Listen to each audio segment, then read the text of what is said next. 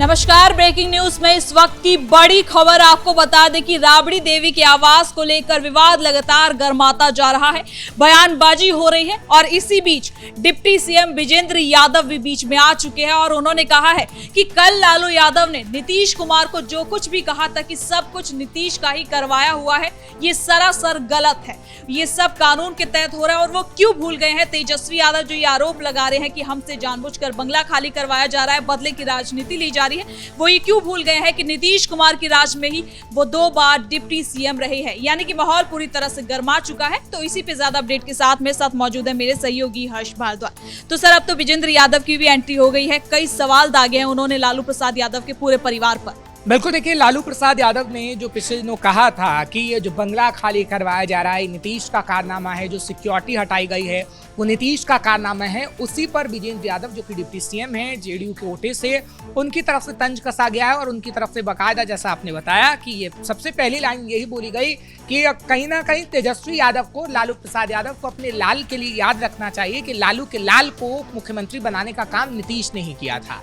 और तो और कई मदद भी नीतीश कुमार ने की है लालू प्रसाद यादव की और तेजस्वी यादव की, तो आप उन मदद को भूल जा रहे हैं और सिर्फ ओछी राजनीति करते हुए नजर आ रहे हैं। ये बात विजेंद्र यादव की तरफ से की गई है। दरअसल आपको याद होगा कि किस तरीके से राबड़ी के बंगले को लेकर इस वक्त विवाद हो रहा है, क्योंकि मोहलत खत्म हो गई, नोटिस का जो पीरियड था वो खत्म हो गया। उसके बाद राबड़ी देवी ने एक तरफ मोहलत मांगी कि हमें कुछ और मोहलत दीजिए कि लालू प्रसाद यादव थोड़े बीमार हैं, लेकिन लालू तो लालू ठहरे। लालू ने खास तौर पर बयान दे दिया जब वो घर से बाहर निकले मीडिया के सामने कि हम जो राबड़ी आवास है, जो हमारा आवास है, उसे जानबूझकर खाली कराया जा रहा है, उसमें नीतीश का हाथ है। वैसे तो राबड़ी देवी पत्र में ये कहती हैं कि लालू कहीं आ जा नहीं सकते हैं, लेकिन लालू तो आराम से घूमते हुए नजर आ रहे हैं। तो सवाल बड़ा है और सवाल विजेंद्र यादव सही भी पूछ रहे हैं, क्योंकि देखिए, उन्होंने खास तौर पर मुख्यमंत्री को निशाने पर, पूर्व मुख्यमंत्री को निशाने पर लिया, जो कि तेजस्वी यादव रहे, लेकिन अब वो नेता प्रतिपक्ष हैं और तेजस्वी यादव को कहते हुए नजर आए हैं कि जनता के मुद्दे पर वो भागते हुए नजर आते हैं और अब पूरा का पूरा परिवार धीरे धीरे विदेश की ओर शिफ्ट हो रहा है। हालांकि तेजस्वी यादव को लेकर ही कहा गया कि तेजस्वी यादव पहले जब विधानसभा का सेशन स्टार्ट हुआ था, जब चुनाव हुए थे, जब एनडीए की सरकार बनी थी, तो विदेश भाग गए। तो उन्होंने अपने ही स्टाइल में कहा है, बिहारी लैंग्वेज में, कि विदेश भागल जाए तेजस्वी। ऐसी बातें कही गई हैं कि विदेश भाग जाता है तेजस्वी, और अब तो तमाम जो पूरा परिवार है वो भी विदेश भागने की तैयारी करा है। खैर, आगे आने वाले समय में कितनी इस बात में सच्चाई होगी कि तमाम पूरा परिवार विदेश भागेगा या नहीं, ये तो खैर वक्त ही बता पाएगा। लेकिन इस बात से काफी हड़कंप मचा हुआ है, क्योंकि आपने देखा था कि पूरी की पूरी आरजेडी लगातार नीतीश कुमार पर हमलावर हो रही है। इससे पहले हमने देखा कि किस तरीके से सम्राट चौधरी पर हमलावर हो रहे थे। राबड़ी देवी ने खुद बाकायदा चैलेंज किया था सम्राट चौधरी को कि अगर हिम्मत है तो आप आवास खाली करके दिखाओ। और तो और लालू परिवार की बेटी रोहिणी आचार्य ने सिंगापुर से भी ट्वीट किया था कि अगर हिम्मत है तो आप बंगला खाली करके दिखा दीजिए। एक बेटी तो कह रही है कि हिम्मत है तो बंगला खाली करवा के दिखाओ, तो दूसरी बेटी मीशा भारती ये कह रही है कि हम बस 15 दिन के अंदर बंगला खाली कर देंगे। तो यानी कि परिवार के अंदर ही कंफ्यूजन चल रहा है। लेकिन इसके साथ साथ ये भी बता दें कि अशोक चौधरी ने भी ये भी कहा है कि लालू प्रसाद यादव मेंटली डिस्टर्ब है। देखिए, लालू प्रसाद यादव बीमार तो हैं, लेकिन मेंटली डिस्टर्ब है या नहीं है ये तो अशोक चौधरी बता सकते हैं, कंफर्मेशन दे सकते हैं। क्योंकि देखिए, लालू की अगर हम बात करते हैं तो बीमार हैं, इस बात को कोर्ट के अंदर भी कहा गया है। लालू प्रसाद यादव बीमार हैं, इस बात को राबड़ी देवी ने अपने पत्र में भी कहा है। इसलिए इस बात को हम कह सकते हैं कि लालू प्रसाद यादव बीमार हैं, इसमें कोई दो राय नहीं है। लेकिन उनका मानसिक स्वास्थ्य कितना सही है, कितना सही नहीं है, इस पर अभी हम कोई कमेंट नहीं कर सकते। इस बयान को लेकर ही कहा है कि वो मेंटली डिस्टर्ब है, इसलिए वो कुछ भी बोल जाते हैं। बिल्कुल, देखिए, लालू प्रसाद यादव एक नेता, अच्छे नेता तो रहे हैं, लेकिन अभी जो लालू प्रसाद यादव के बयान सामने आ रहे हैं उसमें ऐसा लगता है कि विरोधाभास तो है। लेकिन लालू प्रसाद यादव कुछ सोच समझ के नहीं बोल रहे हैं, कुछ भी बोल दे रहे हैं, जबकि वो एक बड़े राजनेता है, तो उन्हें सोच समझकर बोलना चाहिए। इसलिए कहा जा रहा है कि उनके अभी दिमागी हालात ठीक नहीं है, जो तमाम नेता और मंत्री कह रहे हैं। खैर, अब तेजस्वी यादव पर आते हैं, क्योंकि तेजस्वी यादव पर लगातार कटाक्ष करने का काम किया जा रहा है जेडीयू की तरफ से। क्योंकि जेडीयू के प्रवक्ता जो नीरज कुमार थे, उन्होंने पिछले दिनों ही सवाल खड़ा किया था कि आखिर राबड़ी देवी ये बंगला क्यों नहीं खाली कर रही हैं, क्या उस बंगले के अंदर कोई तहखाना है जिसमें खजाना छिपा है।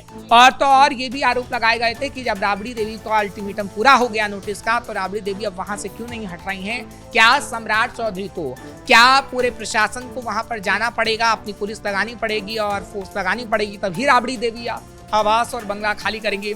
और तो और देखिए, जो सिक्योरिटी का विवाद था उसको लेकर तो बिहार पुलिस ने कल ही क्लियरेंस दी है कि सिक्योरिटी हटाई नहीं गई है, बिहार पुलिस सुरक्षा कर रही है। लेकिन उसके बावजूद इस पर काफी राजनीति हो रही है। और तो और विजेंद्र यादव की तरफ से सिक्योरिटी को लेकर भी कहा गया है कि सिक्योरिटी ऐसा नहीं है कि नहीं दी गई है, उन्हें बाकायदा गाड़ी भी दी गई है, अंगरक्षक भी दिया गया है, उनके घर के बाहर पुलिसकर्मी भी तैनात है। तो आप कैसे कह सकते हैं कि पूरी की पूरी सिक्योरिटी हटा ली गई है? तो देखिए, ये जो बातें कही जा रही हैं आरजेडी की तरफ से, ये सिर्फ भ्रम फैलाने की कोशिश है।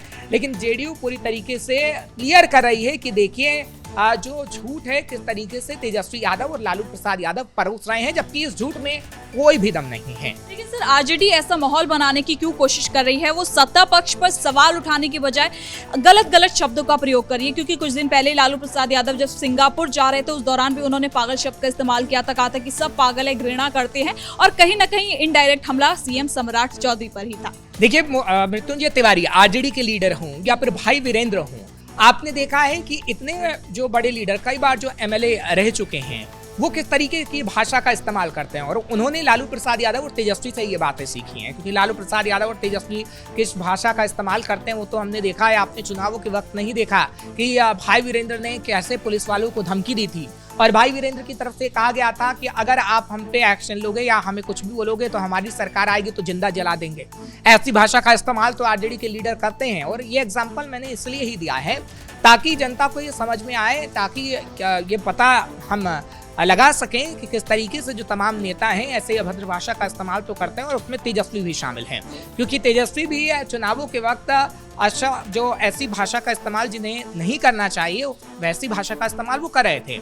जबकि नीतीश कुमार के लिए कभी वो पिघलते हुए नजर आए थे, तो कभी उन्हें गाली गलौज करते हुए नजर आए थे। नीतीश कुमार के लिए कभी वो कहते हैं कि चाचा जी हमारे साथ हैं और चाचा जी को हमारे साथ होना चाहिए, क्योंकि चाहते हैं तेजस्वी के एक बार फिर से मुख्यमंत्री नहीं तो मुख्यमंत्री ही बन जाएं हम। लेकिन ऐसा हो नहीं सकता। आपकी पार्टी के जितने भी विधायक हैं वो सिर्फ 25 तक ही सीमित हैं, और 25 की संख्या में आप पूर्ण रूप से मिलकर भी नीतीश के साथ सरकार नहीं बना पाएंगे।